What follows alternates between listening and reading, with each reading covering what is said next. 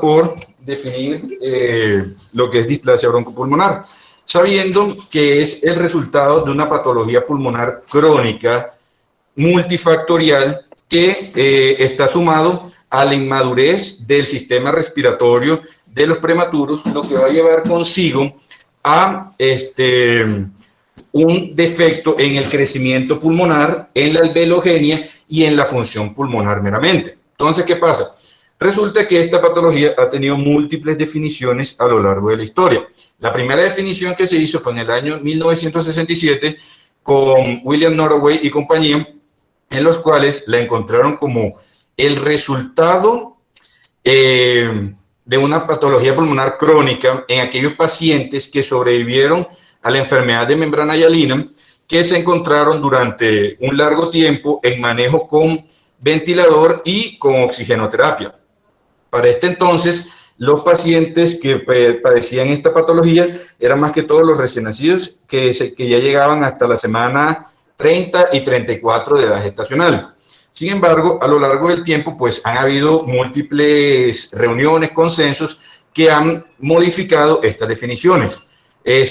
Por temas locales, por decirlo así, en Latinoamérica, la definición que arroja el CIBEM es de la del 2001, que se hizo en el Consenso de Estados Unidos, donde te lo decían que era el resultado, sí, de un conjunto multifactorial de variables que ocurrían en los pacientes que sobrevivían a la enfermedad de membrana hialina, pero que en este caso pues ya presentaban un manejo previo con surfactante, con ventiladores, con mecanismos nuevos de manejo de oxígeno. Entonces, ¿qué pasa? Resulta que en esta nueva definición, estos pacientes, la población más susceptible eran los pacientes que se encontraban por debajo de las 28 semanas y los pacientes con muy bajo peso al nacer. Esa última definición lo catalogaba también según el grado de severidad, según leve, moderado o grave, y les hacía una subdivisión dependiendo de la semana en la cual se encontraran al nacer. Entonces los dividía en los prematuros por debajo de las 32 semanas. Para los leves, aquel que necesitara oxígeno a los 28 días, pero que a las 36 semanas o a la alta ya estuviera tolerando su aire ambiente. En el de mayor de 32 semanas, que tuviera el oxígeno, pero a los 56 días o a la alta. Y en el moderado, básicamente, lo que te habla es de la necesidad de FiO2 por debajo de 0.3. Y los divide en el de menos de 32 semanas, con esa necesidad a los 28 días, y de oxígeno, y del 0.3 a las 36 semanas de edad corregida o a la alta. Y en el caso del mayor de 32, es el que necesita el FiO2 por debajo de 0.3 a los 56 días. Y en contraposición, la grave es lo mismo, pero el que necesita una FiO2 mayor de 0.3. Entonces, en el 2003 después se hizo una definición fisiológica con el grupo de Walsh. ¿Qué pasa? Resulta que ellos hicieron una prueba de evaluación de la tolerancia al destete de oxígeno, donde trataban de catalogar o definir nuevamente la displasia en base a las características fisiológicas y la tolerancia del oxígeno al que están recibiendo. Entonces, esta prueba tenía 4 fases. Primero, ellos tenían que analizar cuánta saturación y cuánta FiO2 estaba recibiendo el paciente en el momento. Luego, ellos iban a ir reduciendo progresivamente esa FiO2. Los pacientes que toleraban ese descenso podían llegar hasta el descenso de encontrarse en aire ambiente, es decir, a 0.21, y posteriormente iban a generar el regreso de los valores iniciales en el que se encontraba el paciente para no interrumpir con el curso clínico del manejo.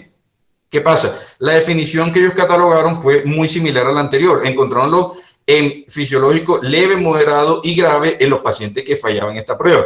¿Cómo se considera que un paciente la falla? Si al momento del descenso de la FiO2 de manera inmediata se queda por debajo de 80% o la FiO2 se mantiene, la saturación se mantiene entre 80 y 89% por más de 5 minutos. Y tú la repruebas, es decir, que se considera que el paciente no presenta displasia cuando por más de 30 minutos al descenso de la FiO2 el paciente se mantiene por encima de 90%. Entonces también lo dividieron en los grupos de menores de 32 y mayores de 32 semanas, siendo pues básicamente lo mismo, la necesidad del oxígeno suplementario pero que necesitara, que tolerara más de 90% en aire ambiente al momento del alta o a las 36 semanas de edad corregida en el paciente que nace antes de las 32 semanas. Y las mismas aplicaciones aplican para los mayores de 32, pero extrapolado a los 56 días. Y en base a la anterior, es básicamente lo mismo con respecto a la moderada, necesitando menor de 0.3 y en la grave necesitando mayor de 0.3 junto con el fallo de la prueba. Entonces, ¿qué pasa? Hablando de la epidemiología, resulta que depende mucho del centro y de la definición que se esté aplicando para la definición de displasia. Entonces, a nivel global, se sabe que datos obtenidos de la Neonatal Research Network ha encontrado que la incidencia de displasia es cada vez mayor. Se ve en este estudio que encontraron la diferencia entre la incidencia entre 1993 y 1997 para los pacientes que se encontraban entre 400 y 1500 gramos, un equivalente de 22 a 28 semanas de gestacional. La displasia progresó de una incidencia de 36% al 45%. Esto se puede explicar porque cada vez hay mayor supervivencia de estos recién nacidos prematuros. Y aquí también se ve evaluado donde se ve que la supervivencia pasó en ese tiempo de un 72% a uno más actual de un 76%, siendo con datos generales que a menor edad gestacional, pues la incidencia es mayor. Miren que mientras más cerca esté de las 22 semanas, es bastante cercano al 90%. Y a mayor edad, por ejemplo, en el caso de los 28 semanas, la incidencia es cerca del 24%. En los datos obtenidos de la California Perinatal Quality Care Collaborative, ellos estudiaron en los pacientes que nacieron de menos de 29 semanas, la incidencia de displasia o muerte antes de las 36 semanas gestacional. Y nuevamente se vio comprobado que para los pacientes que nacieron menor de 750 gramos, la incidencia fue del 81%, mientras que los pacientes que tuvieron entre 1250 y 1500 gramos fue cercana al 10%. Ya un poco más local, aquí en Latinoamérica, en la red del CIBEN se tomó una incidencia general entre los pacientes menores de 32 semanas gestacional y los menores de 1500, siendo de manera general 28.5%, pero subdividiéndolos en los grupos de entre 28 y 32 semanas a una media de 15%, y entre los grupos de 24 y 28 semanas a una media del 44%. Y de todos estos pacientes, el 35% presentaron una displasia grave. A nivel de Colombia, hay pocos estudios realmente que hayan evaluado la incidencia o los factores asociados a la displasia broncopulmonar. Resulta que este estudio que se realizó aquí en Bogotá, realizado por Charpak, encontró que de los 496 niños que aplicaron para el estudio, presentaron una mortalidad 80. Y de los restantes 416, el 226 presentaron displasia. Entonces, resulta que también encontraron como factor protector haber sido tratado en una institución de baja mortalidad. Sin embargo, el ser manejado en esta institución también incrementaba el riesgo de pasar de displasia moderada a grave, miren, con un OR de cerca de 1.8. Y comparándolo con la corte histórica, siendo la incidencia actual cerca del doble, con un riesgo relativo de 1.9. Este otro estudio también realizado por Charpak, aquí en Bogotá, se realizó durante 6 meses y en 12 UCIs de aquí de la ciudad de Bogotá, y ellos encontraron diferentes variables asociadas en el curso clínico y el pronóstico de los pacientes que fueron dados de alta con oxígeno. Resulta que todos estos pacientes que presentaron oxígeno dependencia, el 25% se debió a displasia broncopulmonar leve, mientras que el 75% prácticamente fue debido a una displasia moderada y severa. En estos casos, la media de hospitalización fue de 39 días y miren que la gran mayoría de pacientes, casi más del 90%, tuvieron que pasar en algún momento por manejo de la unidad de cuidados intensivos.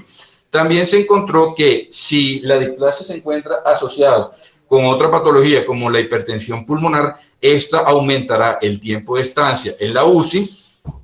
Se encontró también que el promedio de oxígeno fue una media de 37 días, pero encontrándose valores tan pequeños como 7 días y pacientes que requirieron oxígeno durante más de 150 días. Y la media de ventilación mecánica fue de 7 días, encontrándose pacientes que pues fueron detectados desde el día 0 hasta pacientes que requirieron más de 3 meses con ventilación mecánica.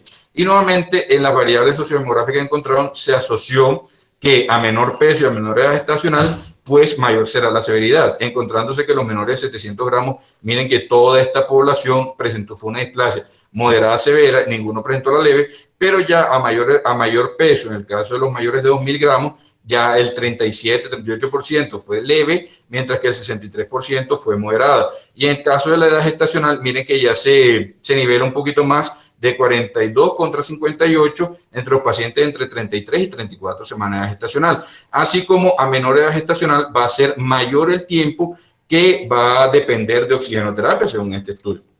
Entonces, hay diferentes factores de riesgo que pueden favorecer el desenlace de displasia broncopulmonar. Entre los más importantes, pues está la prematuridad, recordando que la mayoría de estos pacientes son los que nacen antes de las 28 semanas de edad gestacional y por ende se encuentran en la etapa sacular del desarrollo pulmonar, donde su funcionalidad es demasiado baja, por lo que son susceptibles a daño. Se encontró también en estudios de animales que en embriones de animales que la parte pulmonar de ellos tiene mayor cantidad de fosfolípidos, por lo que va a favorecer mayor producción de tensoactivos en los mayores de 26 semanas. Sin embargo, se encontró también en estos mismos modelos que en los menores de 26 semanas realmente el sexo femenino no implicaba un factor protector. Y en la predisposición genética se encontró también que los gemelares, si el primero tiene displasia, el segundo va a tener un riesgo entre 80 y 85% de presentarlo. Pero si el recién nacido número 1 no lo presenta, el segundo apenas tendrá un riesgo de 8%. Entre los factores iatrogénicos, pues está la hiperoxia, sabiendo que la producción de los radicales libres por el exceso de oxígeno va a generar una disminución en la alveolización, lo que básicamente es de las principales características de esta patología. El hecho de recibir ventilación mecánica fuera de rangos aceptados que puede causar barotrauma, volutrauma, telectrauma o biotrauma, las transfusiones de sangre en los recién nacidos, pues que va a aumentar el flujo a nivel pulmonar, y factores externos adicionales, como pueden ser la infección prenatal, que en el caso de la Ureaplasma orealictum se asoció con alteraciones en la morfología pulmonar, y pues la sepsis, que se ha encontrado que tiene su asociación con el desarrollo.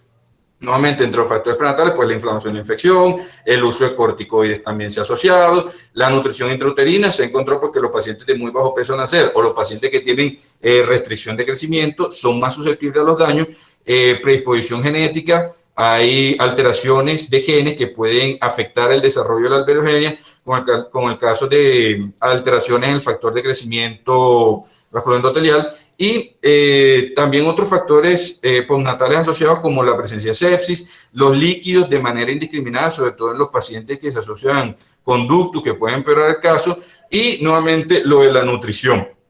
En este estudio que evalúa los factores de riesgo en los desenlaces de sepsis temprana, miren cómo se encontró la asociación de displasia broncopulmonar con la infección, encontrándose cerca que un 19% de la población que presentó la infección se asoció con una displasia broncopulmonar, siendo una media más o menos similar entre los gram positivos y los gram negativos.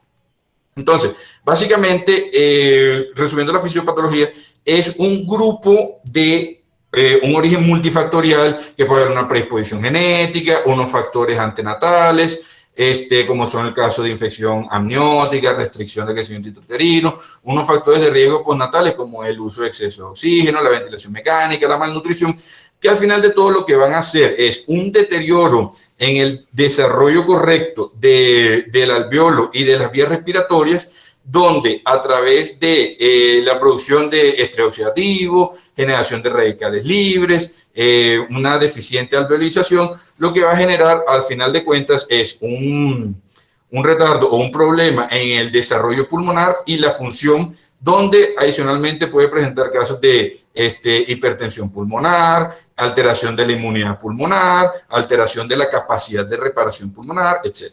Entonces, en la clínica, básicamente, en los episodios agudos es muy variable. No tienen una sintomatología que diga, este paciente tiene displasia. Pero ya en la fase crónica, pueden presentar síntomas tan simples como la única dependencia y necesidad del oxígeno, como otros síntomas asociados multisistémicos como la presencia de taquicardia, taquipnea, el uso de músculos accesorios, la hipoxemia, la persistencia de la desaturación, los pacientes que persisten con hipercapnia, la sibilancia y los estertores pueden verse asociados, el aumento del diámetro torácico por retención de aire intratorácico y síntomas generales inespecíficos. Estos pacientes pueden presentar intolerancia a la vía oral, irritabilidad, letargia, etc. Entonces, ¿qué pasa? La imagenología va a variar mucho, depende de la fase en la cual tú encuentres al paciente. Resulta que puede haber incluso desde imágenes de condensaciones a nivel peribronquial hasta condensaciones motoras multigeneralizadas en ambos campos pulmonares ya en las fases más crónicas de la enfermedad. Entonces, a nivel de la parte preventiva, resulta que hay demasiados factores que pueden favorecer al desarrollo de esta patología, ¿verdad? Entonces te dice, desde partes genéticas, epigenéticas, las programaciones fetales, en estados de preenfermedad y pacientes con enfermedades pulmonares. ¿La idea cuál es? La idea es que la principal mecanismo de prevención es que en estos pacientes se logre evitar que lleguen a ser nacimientos pretérminos. Entonces, ¿cómo se hace? A través de prácticas obstétricas, las vigilancias, los controles prenatales de estas señoras, el uso de progesterona se ha encontrado que favorece la disminución de la prematuridad en las mamás, las exposiciones ambientales a los radicales libres, tóxicos, pueden favorecer el desarrollo también de esta enfermedad. La terapia con oxígeno, usarla exclusivamente cuando sea necesario, y también se encontró pues que la vitamina A se asocia como factor protector al desarrollo de la patología. En este estudio del Pediatrics, de la Journal Academy of Pediatría, se encontró un metaanálisis en el cual se evaluaban las ventilaciones no invasivas versus la ventilación invasiva, encontrándose una mucho mayor incidencia de la displasia en la ventilación mecánica invasiva y encontrándose factores a favor de evitar esta práctica, por lo cual se favorece pues los mecanismos no invasivos para el manejo de displasia, siempre y cuando pues sea posible. ¿Qué dice Colombia? Resulta que en Colombia te dice, ponle en el paciente una ventilación sincronizada para evitar las fugas y mejor duración de ventilación. Esto disminuirá los enlaces de muerte y displasia. No se encontró diferencia realmente. Entonces, ellos no te dan un aporte de cuál es el manejo ideal ventilatorio que tienen que recibir, pero sí están a favor del uso de CPAP nasal y de la ventilación mecánica, de ventilación nasal no invasiva, sobre todo porque favorecen el mantenimiento post-extubación y reducen el riesgo de intubación posterior. Adicionalmente te dice, el paciente para el momento de extubarlo tiene que cumplir todos estos criterios, que tenga una estabilidad clínica, que tenga una mejoría radiográfica, que evidencie una mejoría en la parte respiratoria, si se puede que esté respirando de manera espontánea, que tenga unos gases arteriales en mejoría con una FiO2 por debajo de 0,4, una frecuencia ventilatoria mecánica por debajo de 20 por minuto y una presión media de la vía aérea por debajo de 6 centímetros de agua. Resulta que te dice, en los pacientes que estén por debajo de 1.250 gramos, se prefiere el uso de la ventilación nasal no invasiva a presión positiva por sobre el uso de CPAP. Pero que te dice, bueno, si no tiene la nasal positiva, usa CPAP. Con respecto al uso de surfactante, se demostró que de manera preventiva te reduce el riesgo conjunto de displasia broncopulmonar y muerte, pero el desenlace solo de displasia no te ha encontrado favorecimiento. Entonces, el uso de surfactante básicamente te sirve es para el paciente que esté con riesgo o con evidencia de síndrome de estrés respiratorio, que a la larga va a ser un factor de displasia, pero como tal no se ha encontrado que el uso de surfactante sirva como preventivo para evitar este desenlace. Entonces, ¿qué pasa? ¿Qué te dice Colombia? No lo administres de manera profiláctica, solo se administra en los pacientes que presentan síntomas de dificultad respiratoria para usarlo como rescate temprano y se indica en las primeras 2 horas. También encontró la evidencia que el uso de manera profiláctica no encontró ninguna ventaja versus el tratamiento selectivo de manera de rescate temprano. Adicionalmente te dicen, trata de ponerle la aplicación temprana del surfactante en el paciente pretérmino que tenga la dificultad respiratoria, independientemente del tipo de ventilación que esté recibiendo actualmente. Úsalo en los pacientes de menos de 1000 gramos que hayan sido intubados y no hayan requerido corticoides. Úsalo en el paciente que no haya sido intubado, pero que esté necesitando una FiO2 mayor del 30 o del 40%, y úsalo una segunda dosis en el paciente que persista con una FiO2 mayor del 30% o que tenga una presión media de la vía aérea mayor de 7. Entonces, ¿cuáles indican? Te dice que no hay ninguna diferencia realmente entre el uso del Baractán o el Portactán, y usándolo a dosis de 100 miligramos por kilo dosis. Y si vas a aplicar la necesidad de una segunda dosis de surfactante, se indica que se haga entre las siguientes 4 y 6 horas.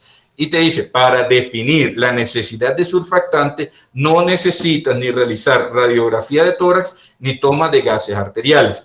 También están a favor de la técnica Ensure, de intubación, aplicación de surfactante y favorecer la detubación del paciente. Y te indican que al momento de que puedas extubarlo, pásalo a CPAP nasal lo más pronto posible.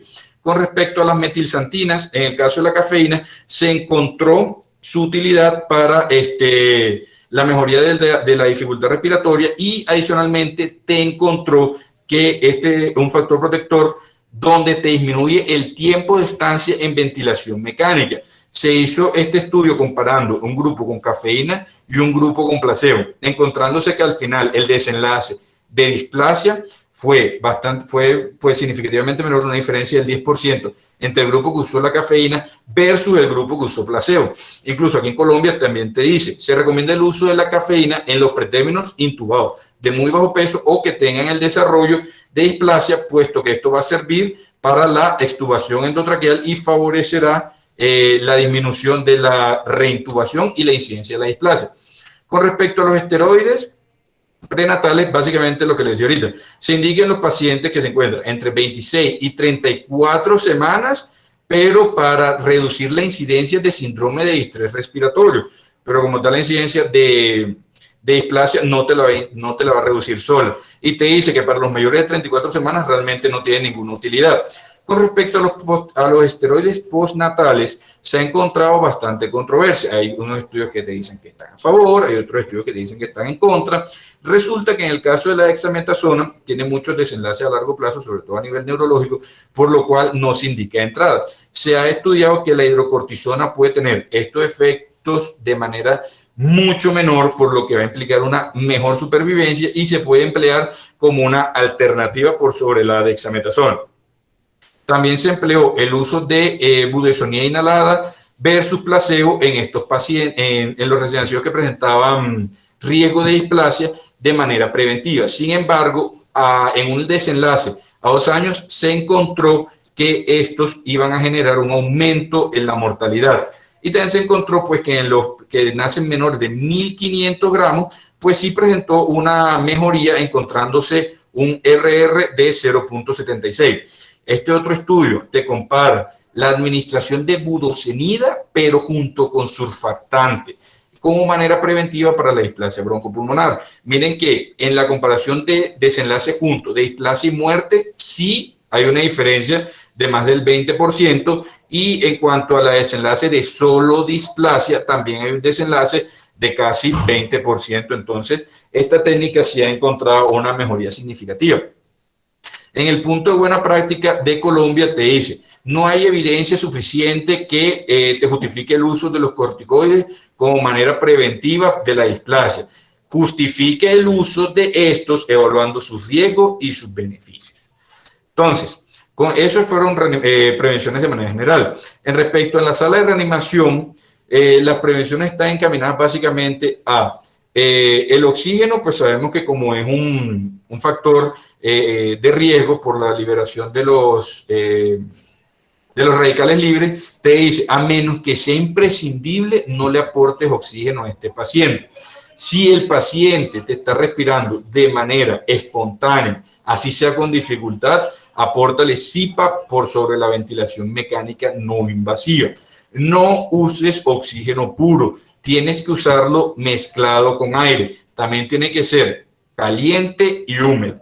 Los volúmenes tienen que ser limitados a un máximo de 6 para evitar los volutraumas. Y pues también están a favor del uso, lo que le explicaba anteriormente, de la budosonía junto con el surfactante en las primeras 4 horas en los casos de los extremadamente bajos y los pacientes que están manifestando una enfermedad respiratoria severa. En el caso de la UCI, pues también se está a favor del uso del surfactante exógeno, pero de manera precoz, no profiláctica. La restricción de los fluidos en los primeros días toca mantener un balance hídrico negativo. Te dice que el límite que puedes tener con estos pacientes es de 150 mililitros por kilo día. La idea también es encontrar parámetros ventilatorios donde logres evitar la hiperoxia o la hipoxia, donde el paciente tolere valores de CO2 que se encuentren entre 45 y 55 milímetros de mercurio. Hay que evitar la hipocapnia, puesto que tiene desenlaces peores, favorece la contracción a nivel de las arterias pulmonares, lo que va a empeorar el caso. Usar estrategias de soporte ventilatorio mínimo para evitar lo que era el volutrauma, barotrauma, el atelectrauma, el uso de la cafeína, pues como les decía previamente, y los estudios también están a favor del uso de la aplicación de surfactante menos invasiva por sobre el insure. Entonces, Forest Plot también te explica el uso de la comparación entre, por ejemplo, el CPAP versus la ventilación mecánica con un desenlace entre muerte o displasia, encontrándose a favor del CPAP, es decir, siguen a favor de las no invasivas. También se encuentra a favor del uso de la nasal a presión positiva por sobre el CPAP, una mecánica ventilatoria que te use de volumen objetivo por sobre presión limitada. Te indica también a favor del uso de surfactante precoz en las primeras 2 horas por sobre las 2 horas después junto con la ventilación mecánica, y también aquí está a favor del uso de LISA o de la mínimamente invasiva aporte del surfactante por sobre la técnica INSURE. Entre otros, en preventivo también se ha estudiado el uso de la citromicina, la cafeína, como les mencioné previamente, la vitamina A, que tiene sus controversias, pero también se ha asociado como factor protector. Y nuevamente, como les decía, hay estudios que están a favor del uso de la dexametasona y de la hidrocortisona, así como hay estudios que están en contra, estudios que encuentran que no hay desenlaces favorables a largo plazo de la budosonida, pero que a corto plazo sí y se pueden indicar. Y que también se encuentra a favor del uso de la budosonida junto con el surfactante. Entonces, ya entrando al tratamiento meramente, hay unos objetivos de saturación de presión arterial de CO2 que toca mantener. Entonces, ¿cuál es la idea? No llevar al paciente a una hipercapnia excesiva, toca tenerlo en una permisiva. Es decir, la idea es mantener la saturación entre 89 y 96. No le puedes aportar tampoco demasiado oxígeno a este paciente. Nos dice, evita la hiperoxemia persistente, pero también toca evitar los episodios de hipoxemia o de desaturación. Los desenlaces van a ser peores. La FiO2 tienes que tener siempre cuidado al momento de descenderlo, encontrar que el paciente haya tolerado los parámetros con los que está actualmente y ver que el paciente empiece a presentar una mejoría clínica al momento de tú querer intentar descender la FiO2 que le estás aportando. Siempre se favorece el uso de las no invasivas, ya sea la ventilación nasal o el CPAP, y no usar el oxígeno al 100%. Lo que le decía previamente también en la sala de reanimación, que no esté mezclado, que esté mezclado, que no sea 100% oxígeno, que esté humidificado y calentado. Y pues tratar de mantener una presión arterial de oxígeno de entre 50 y 60 milímetros de mercurio para descender los parámetros, pero siempre que en los gases arteriales el paciente se encuentre con un pH por encima de 7.28. Con respecto a la hidratación, lo que les decía previamente también, el inicio de la alimentación precoz es necesario, pues que estos pacientes están, pues la mayoría suelen asociarse con bajo peso y son prematuros. Entonces se indica que el aporte calórico en estos pacientes tiene que ser entre 3 y 4 gramos al día. También se ha favorecido el uso de la estimulación trófica, sobre todo con la lactancia materna, que también se ha demostrado que es un factor protector. Estos pacientes se encuentran en un estado hipercatabólico cuando los comparas con los recién nacidos prematuros que no presentan la displasia, por lo que van a requerir entre un 15 y un 25% más de calorías, y limitando el aporte hídrico a 150, el aporte calórico tiene que ser entre 120 y 140 kilocalorías por kilo día. El aporte de litio, importante como transportador de las vitaminas liposolubles, y estos pacientes siempre suelen desarrollar osteopenia del prematuro, por lo que se recomienda la suplementación con calcio, fósforo y vitamina D. Con respecto a la asistencia ventilatoria mecánica, la idea es alcanzar los objetivos con los parámetros mínimamente posibles. La idea es encontrar que el paciente se encuentre con un pH entre 7,2, 7,3, una PaCO2 de entre 45 y 55, una PO2 de entre 45 y 70, y que su saturación sea entre 86 y 94. ¿Cómo se hace esto? Con los parámetros de tiempo inspiratorio, poniéndolo entre 0,2 y 0,3, una PIP de entre 5 y 7 centímetros de agua, un volumen tidal que no supere los 5 mililitros por kilo, y la idea es que a través de esto y los manejos adicionales que le había explicado, lograr un destete precoz del soporte ventilatorio del paciente para reducir el desenlace de displasia. Esto en el caso pues, de la sintomatología leve moderada. En el caso de la severa ya son un poco más permisivos. Los volúmenes se pueden llegar incluso hasta 12, el tiempo inspiratorio es más largo, la PIP va a ser mucho mayor, pero la frecuencia respiratoria tú la disminuyes. Tienes que tener una frecuencia respiratoria entre 10 y 20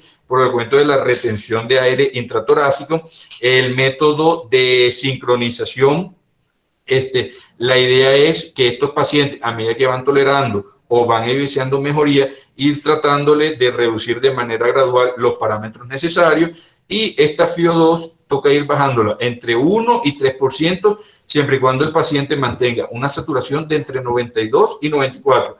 Y tratar de hacer lo más pronto posible, en base a la clínica y los paraclínicos, la extubación pasándolo a ventilación nasal no invasiva o un CPAP con un PEP de entre 6 y 8 centímetros de agua. Con respecto a la cafeína, pues se indique como una dosis de carga de 20 y de 20 miligramos por kilo, con un mantenimiento de 5 miligramos por kilo hasta un máximo de 10, dependiendo de las condiciones del paciente.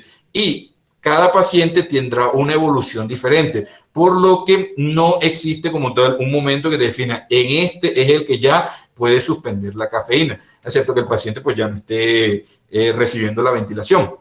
Entonces, con respecto a controversia y otras recomendaciones, resulta que la furosemida como tal se encontró que no te aporta como nada, ni como preventivo, ni como parte del tratamiento de la displasia. Solo se puede indicar en los pacientes que tienen mal manejo de líquido, es decir, los pacientes que estén, por ejemplo, con edema pulmonar. En el caso de los pacientes que presentan ductus, se asocia con mayor riesgo de displasia broncopulmonar, y como factores de riesgo adicionales presentan alcalosis metabólica, hipocloremia, hipocalemia, hiponatremia, hipocalcemia, y llevando al final a una posible osteopenia o aumentando el riesgo de osteopenia que tienen estos pacientes. Entonces, entre el resumen de los riesgos fisiológicos, pues sí, puede favorecer la parte ventilatoria del paciente, mejora el compliance, la capacitancia venosa, pero tiene demasiados efectos adversos, y como les dije, al final no se encontró que como tal te pueda ayudar a los desenlaces favorables de la displasia. Con respecto a la hipercarbia, que define como la presión arterial de CO2 entre 55 y 60 milímetros de mercurio, se encontró que puede ser permisiva, pero no tener a este paciente en un estado anaeróbico. ¿Por qué? Se encontró que los pacientes que se encuentran en hipercarbia permanente tienen a largo plazo peores desenlaces neurológicos, presentan un peor desarrollo de la sustancia blanca, tienen peor déficit de aprendizaje, favorece el desarrollo de hemorragia intracraneana y alteración del neurodesarrollo, y al final se ha demostrado que no favorece nada la disminución del riesgo de displasia. Con respecto a los corticoides, lo que le decía, pues de rutina no se indica la dexametasona. Toca evaluar y priorizar, individualizar cada paciente a ver a quién le sirve. Si bien hay estudios que te favorecen el uso de la hidrocortisona, hay estudios también que te demuestran que los desenlaces a largo plazo no son favorables, por lo cual los datos aún son insuficientes para indicarlos de manera rutinaria. Entonces, ¿qué te dice el CIBEN con respecto al uso de los corticoides? No se usen ni sistémicos ni inhalatorios de manera preventiva. Si tú los vas a usar, prefieren el uso de la hidrocortisona venosa a 1 miligramo kilo en los recién nacidos que se encuentren entre las 24 y las 25 semanas, que se encuentren bastante enfermos y que estén requiriendo parámetros ventilatorios bastante altos en el primer día de vida. Nuevamente seleccionar con cautela a qué paciente es el que va a usar la dexametasona, y te indica que tampoco lo usen los corticoides inhalados ni los beta 2 para el tratamiento.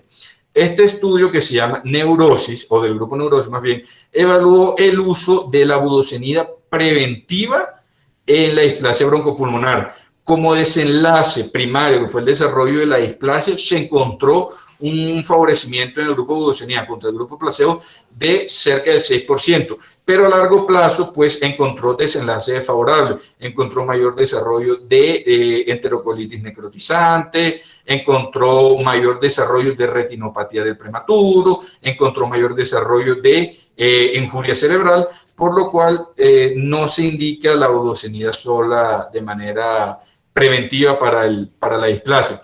En el estudio Premiloc también se evaluó el uso de hidrocortisona, y el desenlace que evaluaron era la supervivencia a los 36 días, a las 36 semanas, sin el desarrollo de displasia broncopulmonar.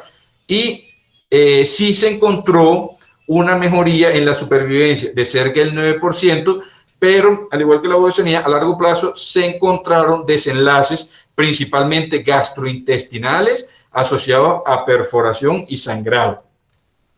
Con respecto a la vitamina A, pues se sabe que es importante en la parte antioxidante de los radicales libres que aporta el oxígeno, sobre todo que en los recién nacidos prematuros esta vitamina se encuentra bastante baja, incluso en las primeras 2 semanas desciende aún más. ¿Cuál es el problema de la vitamina A?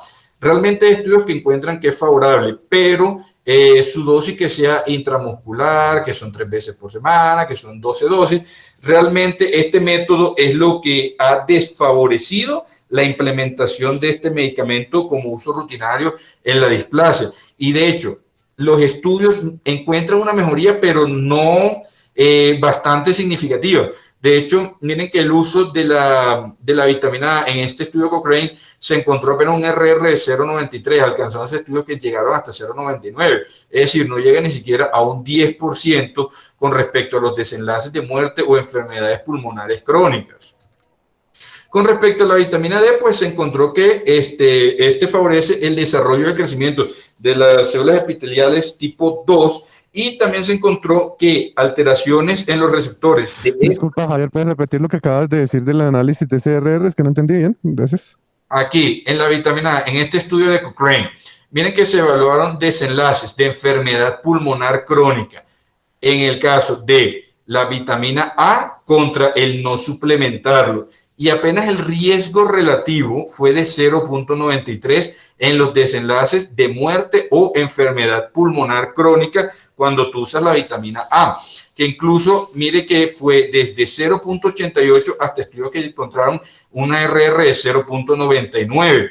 Entonces, la aplicación de este medicamento, que es de manera pues molesta porque es intramuscular, tantas dosis y todo eso, realmente dijeron, en caso de que tengamos un RR de apenas 0,99, es decir, que un 1% de mejoría, pues realmente no vale la pena aplicarla. Acuérdate que el valor nulo del RR es el 1, entonces, ¿qué quiere decir? Que no hay diferencia en ponerlo o no ponerlo. Entonces, eso es a lo que hacen referencia. Sí, señor. Y con respecto a la vitamina D, pues como les venía diciendo, favorece el crecimiento de las células epiteliales. Se ha encontrado que alteraciones en los receptores de estas se han asociado con la vitamina, con el desarrollo de displasia, y sobre todo por como el desenlace de osteopenia, se indica el favorecimiento de la suplementación con esto, sobre todo en los prematuros tardíos y en los pacientes prematuros con riesgo y desarrollo de displasia broncopulmonar. Con respecto a la displasia cuando se asocia con la hipertensión, las recomendaciones te dicen que todo paciente que tenga displasia al momento del alta, indícale un ecocardiograma. ¿Por qué? 1, para encontrar pues los signos de hipertensión pulmonar, y 2, porque se encontró que hay un porcentaje de estos pacientes, que es cerca de entre el 1 y 5%, que pueden encontrarse asociados con estenosis de las venas pulmonares, y estos pacientes cuando tienen displasia más hipertensión más estenosis tienen desenlaces peores que solo cuando se junta la displasia con la hipertensión. ¿Qué te dice también? Hay ciertos predictores que te pueden decir que el paciente con displasia te puede favorecer el desarrollo de hipertensión, como es la elevación del PET natriurético y en el caso de la citrulina, que es como un precursor del óxido nítrico. Entonces, con respecto a los manejos de la hipertensión, en el caso de la displasia, sabemos que están principalmente el óxido nítrico y el sildenafil. Ninguno de los dos realmente se ha documentado mejoría o un aporte en el cuanto al manejo de la displasia y solo se indican realmente cuando se asocian con hipertensión pulmonar. De resto, como les digo, no encuentran ni mejoría en la morbilidad, ni en mortalidad, ni en los desenlaces respiratorios, ni en el neurodesarrollo. Aquí también, en este estudio del Cochrane, que evalúa a los pacientes con riesgo en el desarrollo de óxido nítrico versus los pacientes que tuvieron un placebo o no lo recibieron, encontrándose que los desenlaces de hecho fueron peores en los pacientes que recibieron el óxido nítrico. Entonces, con respecto a los predictores, pues la Neonatal Research Network arrojó esta tablita donde a través de diferentes variables como es la edad gestacional en la cual nació, el peso que nació, el sexo, la raza, el día de vida en el que se encuentra, el tipo de ventilación mecánica y el aporte de FiO2 que está recibiendo, te va a extrapolar los datos a un probable desenlace expresado en porcentaje de muerte, displasia severa, moderada, leve o la probabilidad de que el paciente no desarrolle displasia con los parámetros que arrojamos. También se puede usar como predictor el requerimiento de FiO2 en los primeros días de vida. Mírense que desde temprano el requerimiento de FiO2 alto te va a aportar un mayor riesgo del desarrollo de displasia broncopulmonar en comparación de los pacientes porque están realmente necesitando menor de 30%. También hubo un estudio que te evaluó, extrapoló los datos de el score de severidad respiratoria, que generalmente se usa para asma, y los evaluó en los pacientes con displasia hasta el día 14, 21 y 28 y determinó unos puntos de corte. En estos puntos de corte se evaluó tanto una sensibilidad como especificidad, valor predictivo positivo y negativo para la predicción del desarrollo de displasia broncopulmonar severa. Se encontró que la sensibilidad pues, es bastante modesta a regular, cerca del 50%, pero sí tiene una especificidad relativamente moderada, que es un poco más del 80%. También con respecto al seguimiento a largo plazo, se encontró que todos los pretérminos con displasia tienen peores desenlaces neurológicos y cognitivos en comparación de los pretérminos que no presentaron displasia.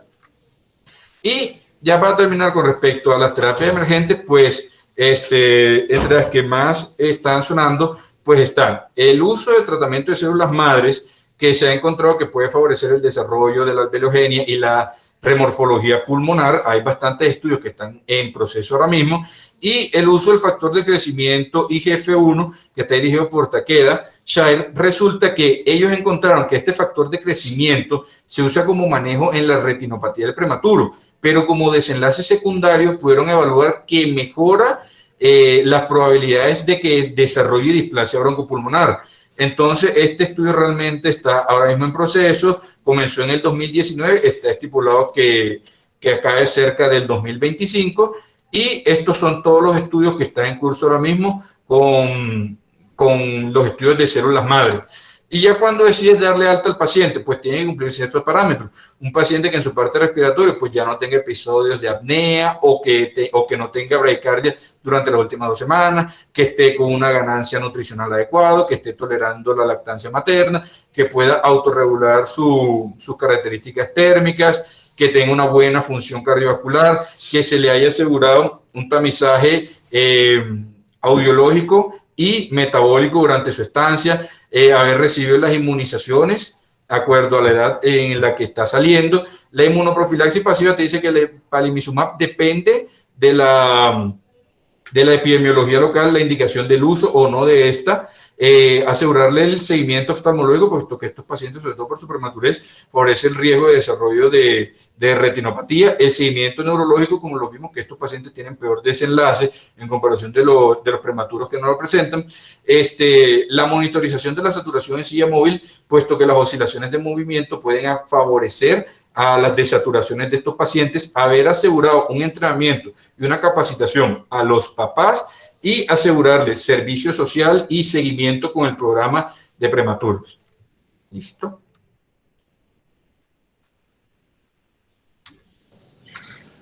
Muy bien, Javier, muchas gracias por la revisión, muy completa.